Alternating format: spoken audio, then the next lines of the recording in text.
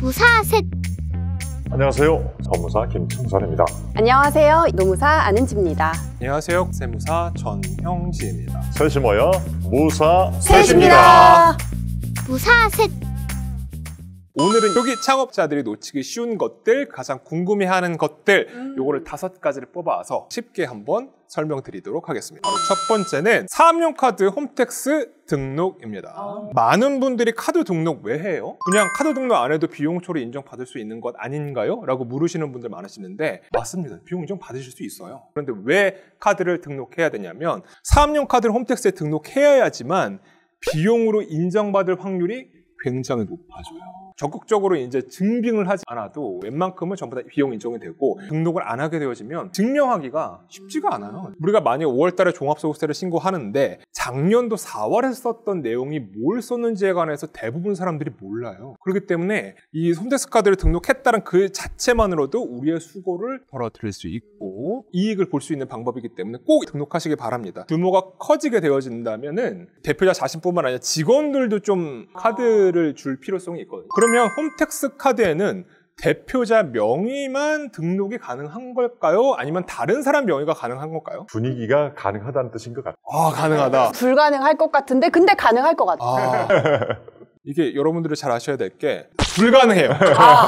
불가능합니다. 그렇구나. 홈택스에 등록되어지는 카드는 대표자 명의만 가능해요. 근데 직원들이 만약에 사업용을 썼어요. 이럴 경우가 있을 수 있잖아요. 그러면 비용 처리가 안 되냐? 당연히 비용 처리 받을 수 있어요. 대신 홈택스에 등록만 못할 뿐이에요. 홈택스에는 대표자 개인 명의만 가능하고 가족이라던가 임직원용 카드는 등록이 불가합니다. 제가 지금 말씀드리는 이 카드 등록은 개인 사업자만 해당하고 법인카드는 홈택스에 등록할 필요가 없어요. 법인카드는 자동으로 등록이 됩니다. 마지막으로는 꼭 신용카드만 등록해야 되냐? 체크카드도 됩니다.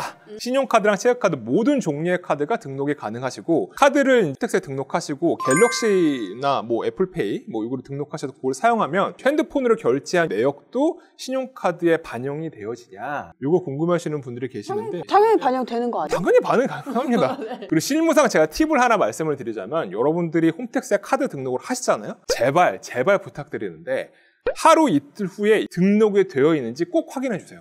아, 꼭 귀찮게 확인해야 돼요? 왜냐하면은 카드사랑 카드 번호를 입력해야 되는데 카드 번호는 정확하게 입력하세요. 근데 카드사가 틀려요. 등록이 완료되어진 줄 알고 카드를 사용했는데 알고 보니까 등록이 완료가 안 되어 있다는 거예요. 신용카드가 등록이 되어지지 않는 경우가 좀 많이 발생하니까 꼭 하루 이틀 후에는 등록이 되어졌는지 꼭 확인하는 절차를 거치시길 바랍니다. 다음으로는 이제 사업용 계좌 홈택스 등록입니다. 사업용 계좌를 홈택스에 등록시키는 사업자는 복식부기 의무 사업자입니다. 여기서 복식부기 의무 사업자란 업종별로 일정한 매출 금액 이상인 분들이세요. 신규 사업자분들은 거의 복식부기 의무 사업자가 대부분 아니십니다. 그럼에도 불구하고 사업용 계좌를 홈택스에 등록하시길 추천드립니다. 제 거래처가 있었어요. 이분이 지방에서 음식점을 하셨거든요. 나이도 어리셨고 또 음식점을 하셨기 때문에 100% 세액감면 적용받을 수 있는 사업자셨어요. 2년 차에 매출 6억 정도로 올라갔거든요. 그래서 납부세액 3천만 원 정도 나오셨어요. 그런데 세액감면 못 받으셨어요.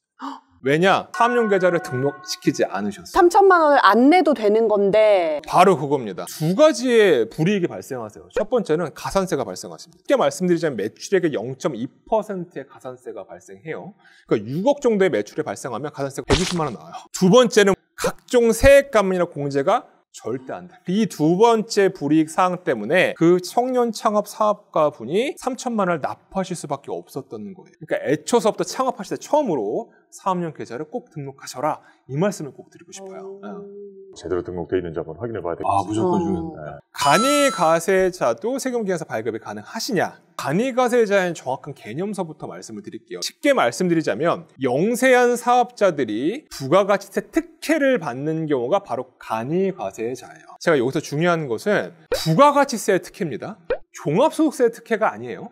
간이가세자는 치더라도 종합소득세는 그대로 납부하셔야 되는 거예요. 이게 원래는 공급대가, 즉 매출액 플러스 부가가치세 합계 8천만 원이었어요. 8천만 원 미만인 개인 사업자들은 전부 다 간이가세자 이렇게 했는데 24년 1월 1일서부터 개정됐어요. 이 매출 금액이 얼마?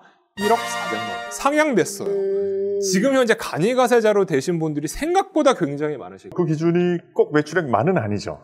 네, 맞습니다. 간이가세자로 될 수 없는 그 업종이 따로 있고 지역이 또 따로 있어요. 아, 지역도 있구나. 지역도 있어요. 네. 근데 간이가세자로 하면 좋은 점도 있고 나쁜 점도 있어요. 장점을 제가 말씀을 드리자면 정말 부가가치세가 일반 가세자랑 비교하실 수 없을 만큼 적은 금액으로 나와요. 엄청나게 적게 나오는데 단점도 물론 존재합니다. 부가가치세 환급이 일단 안 돼요. 근데 이게 왜 단점이라고 말씀드리자면 초기 창업자분들은 매출액이 많을 수가 없어요. 매입액만 더 많은데 그렇죠. 매입액이 더 많죠. 그러면은 일반 가세자를 하시면 이탈 금액이 환급이 나옵니다.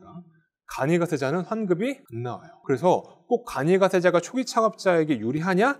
그건 또 아닌 것 같아요. 환급을 받을 수가 없기 때문에. 두 번째 단점은 뭐냐면 세금 계산서 발급이 되지 않습니다. 이게 실제로 실무상 해보면요. 자신의 거래 상대방이 세금 계산서 발급을 요구할 수가 있어요. 그쵸. 네. 왜냐면 그 거래 상대방도 일단은 비용 처리를 받아야 되는 거예요. 세금 계산서를 발급이 간이가세자들이 안 되니까 간이가세자들과 거래하는 것을 굉장히 꺼려했습니다. 그래서 법률 개정이 일어났습니다. 간이가세자들도 세금 계산서를 발급하실 수 있게끔 법 개정이 일어났습니다. 간이가세자들 중에 공급대가가 4,800만 원 이상 1억 400만 원 미만인 이분들은 세금 계산서 발급이 가능하도록 개정. 아, 아니 그러면 4,800만 원 미달하는 간이가세자들은 그럼 세금 계산서 발급 안 되면 그럼 사업하지 말라는 얘기냐. 이렇게 말씀하시는 분들이 계시는데 괜찮습니다.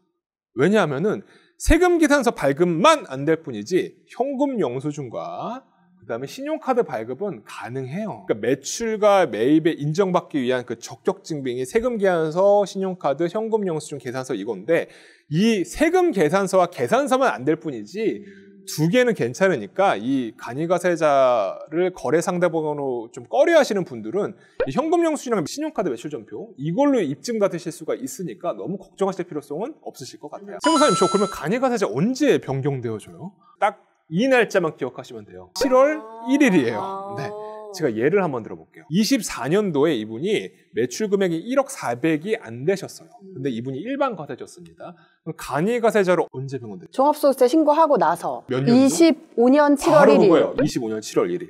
그렇다면 25년 1월에서부터 6월 달까지는 간이가세자가 아니라는 얘기예요. 7월 1일서부터 간이가세자가 되는 거예요. 여러분들이 간이가세자가 되었다고 해서 무언가 따로 뭐 해야 될 그런 절차가 없어요. 가만히 있으시면 홈택스에서 카톡이나 아니면 문자로도 가니까 7월 1일 이 일자만 기억하시면 되어지실 것 같습니다. 만약에 제가 사업자를 영위하고 있는데 소비자가 현금 영수증 발행을 요청하지 않아서 제가 현금 영수증을 발행을 안 했어요. 그러면 이게 문제가 되냐? 이렇게 질문해 주시는 분들이 있으십니다. 제가 경험했던 사례 중에 이 분이 PT샵을 운영하고 계셨어요. 제가 알기로는 그때 PT 값이 한 100만 원 정도였어요.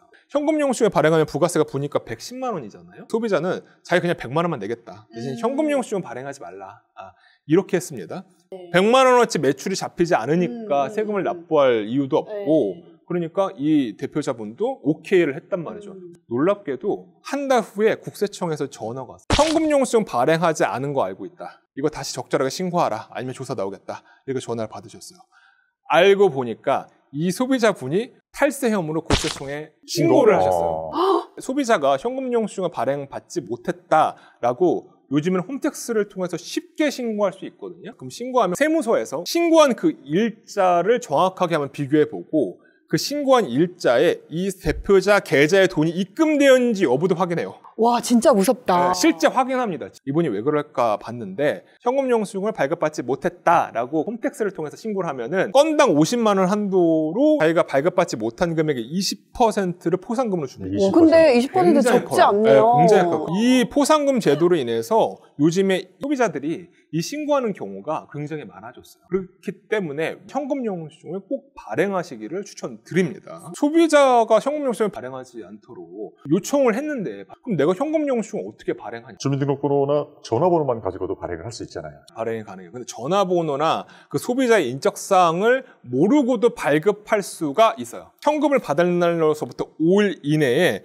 텍스를 들어가셔서 010-000-1234 이 번호를 자진 발급이 가능하시니까 꼭 자진 발급 의무를 지키시길 바랍니다. 창업 단계라고 말씀하셨지만 창업 단계가 아닌 맞아요, 사업을 맞아요. 유지하시는 분들 중에서도 참고할 일이 많은 것 같아요. 예. 아, 다행입니다. 그럼 오늘 컨텐츠는 여기까지 하는 걸로 할까요? 네, 자, 지금까지 법무사 김청선, 노무사 아는지 세무사 전영진. 셋이 모여 무사 셋이었습니다. 셋이었습니다. 무사셋